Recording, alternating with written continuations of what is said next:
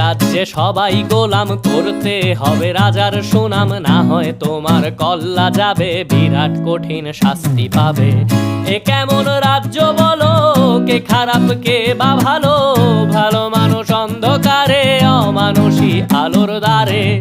এ কেমন হচ্ছে খেলা, চারিদিকে কষ্ট মেলা, কে কোথায় যাচ্ছি ভেসে, থামবো কোথায় অবশেষে। রাজার রাজ্যে সবাই গোলাম করতে হবে রাজার সুনাম, না হয় তোমার কল্লা যাবে, বিরাট কঠিন শাস্তি পাবে।